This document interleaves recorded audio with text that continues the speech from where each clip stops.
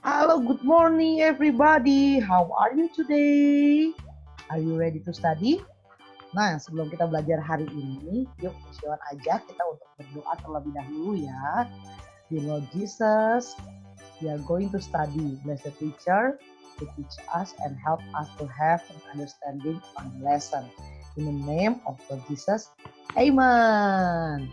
Oke, hari ini kita mau belajar bersama-sama ya. Mau belajar apa ya kira-kira? Nah, yuk siapkan buku tematik kalian.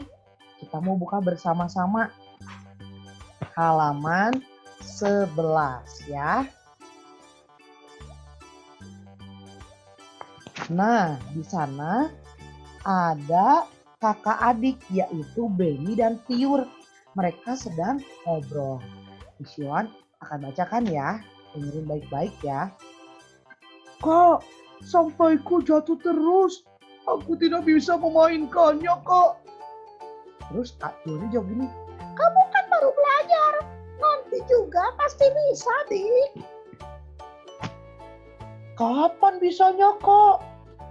Kamu harus banyak berlatih. Jangan langsung menyerah. Kakak dulu juga seperti itu. Baiklah, Kak. Aku akan rajin berlatih. Aku pasti bisa. Iya, Dik. Mari kita latihan bersama. Nah, itu ya cerita percakapan antara Benny dan Kak Tiur. Kita buka halaman 13 yang sekarang ya. Nah, anak-anak Joy Kid, tahukah kalian apa itu simpai? Pernah tidak kalian memainkannya? Nah, di dalam bacaan ini dikatakan simpai adalah alat permainan yang berbentuk lingkaran. Simpai terbuat dari rotan. Simpai dapat dipakai untuk bermain dan berolahraga. Cara memainkannya dengan memutar simpai di pinggang. Kemudian pinggang digoyangkan mengikuti putaran simpai tersebut. Permainan ini dapat dilakukan secara bersama-sama. Pemenangnya adalah pemain yang dapat mempertahankan putaran simpai paling lama.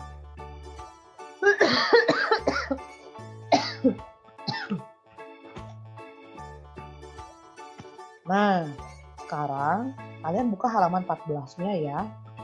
Di sana ada pertanyaan, tetapi kalian tidak usah tulis ini ya.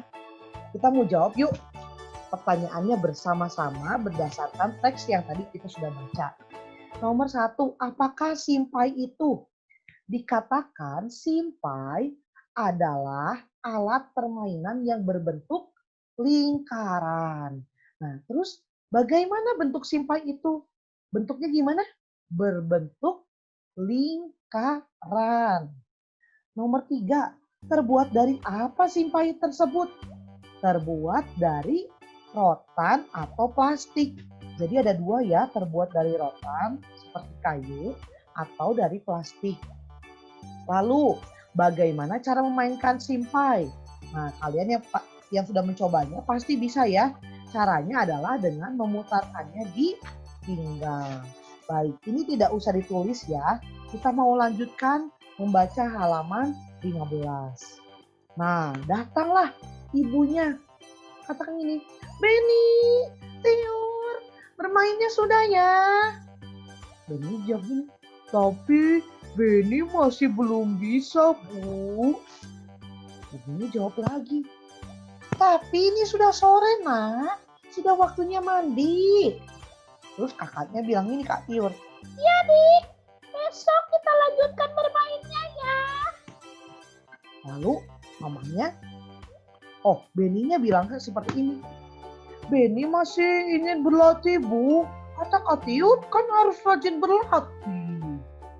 Mamanya bilang ini, iya nak, besok dilanjutkan berlatihnya. Kalau bermain tidak boleh lupa waktu. Kakaknya bilang akhirnya, benar kata ibu, Dik. Ayo kita mandi. Akhirnya Benny jawab apa? Baiklah Bu, Kak, ayo. Nah, sekarang di halaman 17-nya ada pertanyaan kan? Nah, ini boleh kalian tulis ya di bukunya langsung. Nanti setelah itu kalian foto dan dikirimkan di Google Classroom. Nomor 1, apa yang disampaikan ibu kepada Beni dan Tiur? Kira-kira apa ya? Hmm, Nah, ini dia. Ibu mengingatkan Beni dan Tiur untuk berhenti bermain karena sudah sore dan waktunya mandi. Nah, siapa yo yang di sini suka lupa mandi? Nggak ada ya, anak jago semuanya rajin mandi pasti. Oke, lanjut. Nomor 2. Apa tanggapan Beni ketika diingatkan ibu? Tadi gimana responnya Beni ketika diingatkan sama ibu? Beni keberatan karena masih ingin berlatih memainkan simpai. Ya, dia tidak mau berhenti karena dia mau terus berlatih katanya. Oke, boleh kalian tulis ya jawabannya ya. Nah, nomor 3. Mengapa kita tidak boleh lupa waktu dalam bermain? Mengapa ya? Karena lupa waktu akan menyebabkan hidup jadi tidak teratur. Ya, yang seharusnya mandi itu misalnya jam 5 sore, gara-gara lupa main, mandinya jadi jam 7, jadi berantakan semuanya ya. Tidak boleh. Oke, nomor 4. Apa akibatnya kalau lupa waktu dalam bermain? Kira-kira apa akibatnya? Hidupnya menjadi tidak teratur.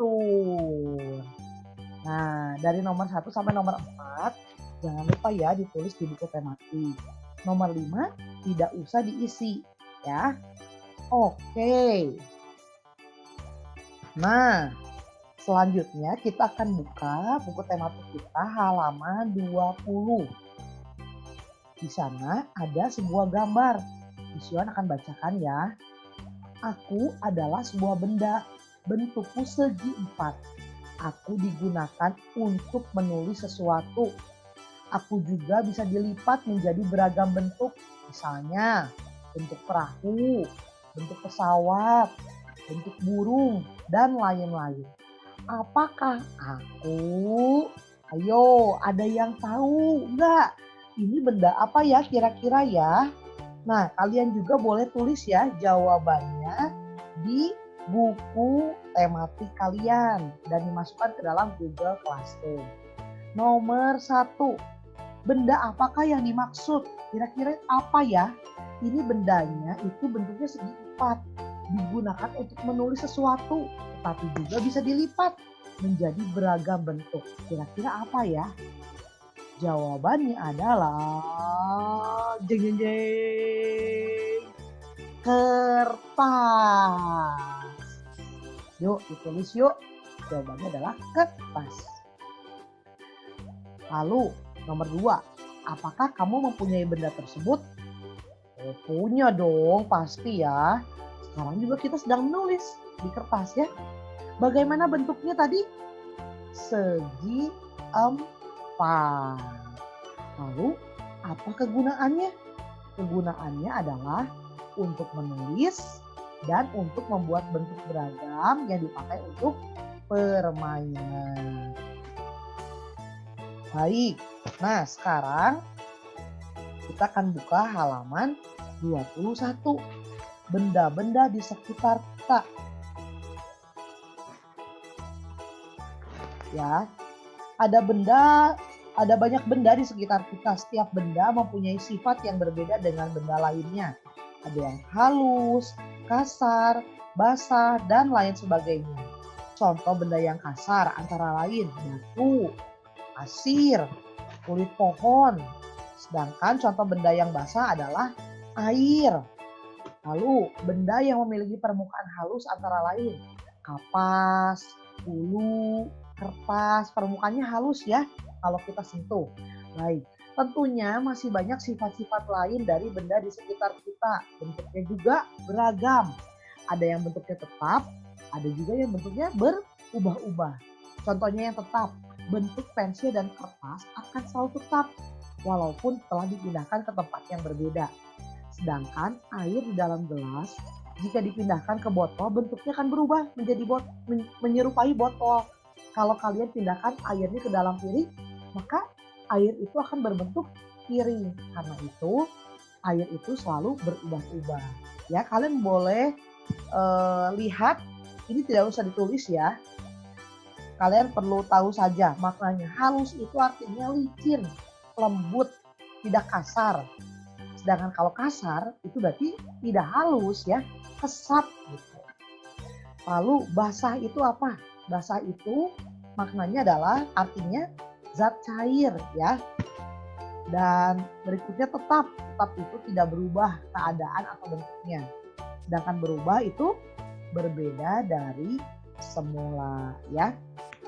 Oke, nah di sebelahnya di halaman 23 itu kita mau menyusun huruf-huruf berikut sehingga membentuk kata yang dimaksud.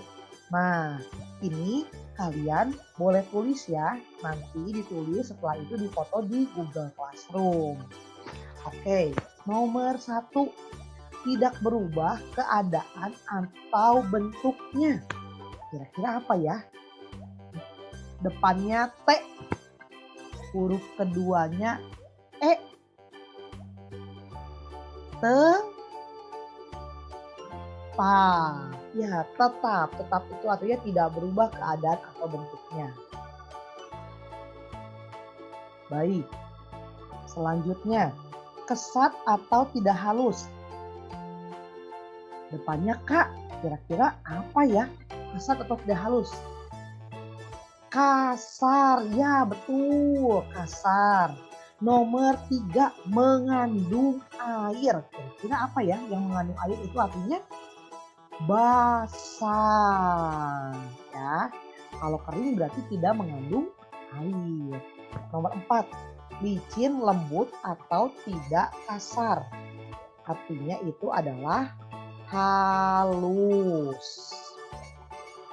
Lanjut, berbeda dari semula. Berbeda artinya berarti berubah. Oke, sudah selesai. Sekarang kita mau lanjutkan ke halaman 25. Nah, lihat gambar ini ya. Kalian kemarin sudah belajar ya sama Miss Yon dan Miss Christine tentang perkalian. Di sini ada 3 kantong. Isinya setiap kantong itu ada 4 buah. Yuk kita mau hitung kira-kira berapa ya jumlahnya. Kita lihat dulu.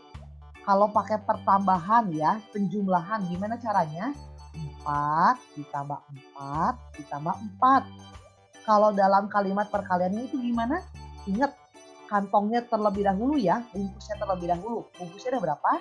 Ada 3. Dikali isinya ada berapa? 4.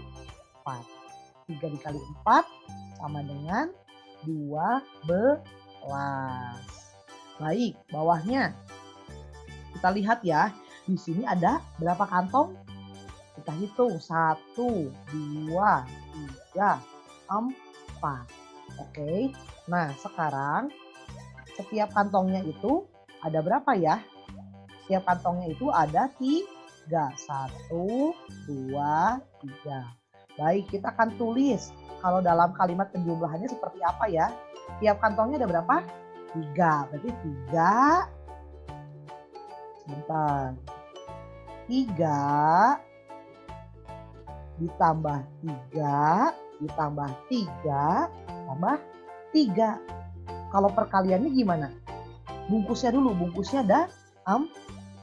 Isinya ada 3. Kita hitung yuk. 3 ditambah 3, 6. Ditambah 3, 9. Ditambah 3, 12. Oke. Kalian boleh tulis ya ini. Nanti kalian jangan lupa difotokan di Google Classroom. Lanjut. Halaman berikutnya. Masih tetap di halaman 25 ya, yang bawah ya. Itu ada pensil. Pensilnya itu masing-masing kantong ada 2. Ada berapa itu kantongnya? Ada 3 ya. Kantongnya ada 3. 1, 2, 3. Baik, kita akan tulis kalimat penjumlahannya. Kalimat penjumlahan itu isinya ada berapa? Yuk kita jumlahkan ya. 2 ditambah 2 ditambah 2. Kalau kalimat perkaliannya Ingat, kantongnya terlebih dahulu. Kantongnya ada 3. Isinya 2. Kita hitung. 2 ditambah 2, 4. Ditambah 2, 5. Berarti 3 dikali 2 itu adalah 6. Oke, now open page 26. Buka halaman 26. Ini juga dikerjakan ya. Yuk kita hitung bersama-sama. Di sini ada 2 buah kantong. Masing-masing kantong berisi 5 bola basket. Berapa ya bola basket semuanya ya? Yuk kita hitung dulu. Isinya itu ada 5. Berarti kalimat penjumlahannya adalah 5 ditambah 5. Ya, kalau kalimat perkaliannya ingat kantongnya. Kantongnya ada 2. Isinya ada 5. 5 ditambah 5. 10. Oke. Nah, selanjutnya nih di bawahnya ada 4 kantong. Isinya tiap kantong itu ada 1 perahu ya. Kita hitung dulu yuk kalimat penjumlahannya. 1 ditambah 1 ditambah 1 ditambah 1. Kalau perkaliannya kantongnya ada berapa? 4. Isinya ada berapa masing-masing kantong? Ada 1. Kita hitung. 1 tambah 1, 2. 2 tambah 1, 3. 3 tambah 1, 4. Ya.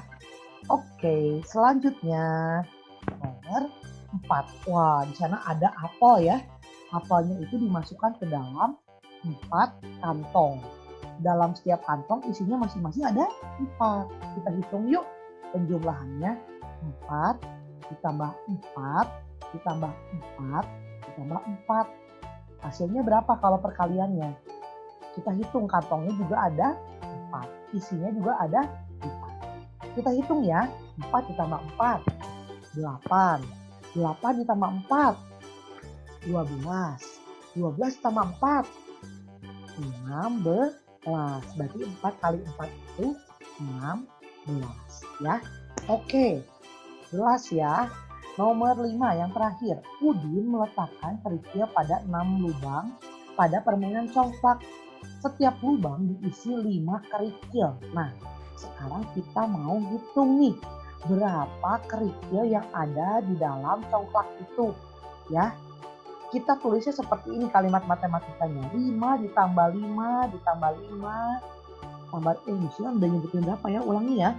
5 ditambah 5 tambah 5 tambah 5 tambah 5 tambah 5. Ada 6 kali kan? Karena ada 6 lubang ya. Kalau dalam perkaliannya seperti apa? Ingat kantongnya terlebih dahulu. 6 dikali isinya adalah 5. Kita hitung jumlahnya itu adalah 30. Jadi yang B tentukan hasilnya. Hasilnya adalah 30. Oke. Nah, tadi beberapa tugas yang sudah Miss Yohan sebutkan dimasukkan ke dalam Google Classroom. Jangan lupa ya untuk dikerjakan. Setelah itu difoto, lalu kirimkan tugas kalian ke Google Classroom. Baik, itu saja pelajaran hari ini. Miss Yohan percaya apa yang sudah kita pelajari hari ini pasti berguna buat kita semua. Oke? Nah, yuk sekarang kita akan bereskan buku kita. Dan kita akan lanjutkan kegiatan kita selanjutnya yaitu belajar melalui Zoom. Oke, see you. Goodbye. God bless you.